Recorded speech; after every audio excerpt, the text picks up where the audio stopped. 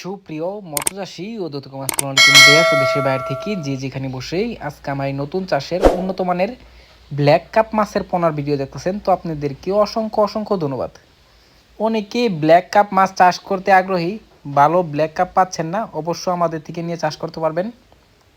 তো এই যে মাছগুলো দেখতে পারতেছেন, এই মাছগুলো হচ্ছে উন্নত মানের ব্ল্যাক কাপ মাছের পোনা। এই মাছটা আমরা বিশেষ করে 10 থেকে 15 কেজির ভিতরে থেকে আমরা ডিম সংগ্রহ করে নিয়ে রেনু চাষ করে আমরা এই পোনাটা করা হয়েছে। তো অবশ্য এই ব্ল্যাক কাপ আপনারা 10 থেকে 15 কেজি করতে পারবেন। অবশ্য কিছু নিয়মকানুন আছে, এই নিয়মকানুন আপনারা মেনে চলতে হবে। তো চাষি ভাইরা, আপনারা যদি ব্ল্যাক কাপ চাষ করতে চান, অবশ্য আপনারা কিন্তু বিনা খরচে কিন্তু ব্ল্যাক কাপ চাষ করতে পারেন। এটা খাবার ছাড়া আপনার পুকুরে যদি শামুক ঝিনুক থাকে, এই খাবারটা খেয়ে কিন্তু মাছটা অতি তাড়াতাড়ি বড় হয়। আর অনেকের পুকুরে শামুক ঝিনুক থাকে না, অবশ্য ব্ল্যাক কাপ চাষ করার ক্ষেত্রে অনেকে চিন্তা করেন যে ব্ল্যাক কাপ কীভাবে চাষ করব। অবশ্য পুকুরে কিছু প্রাকৃতিক খাবার থাকে, এই খাবারও খেয়ে কিন্তু মাছটা বড় হয়।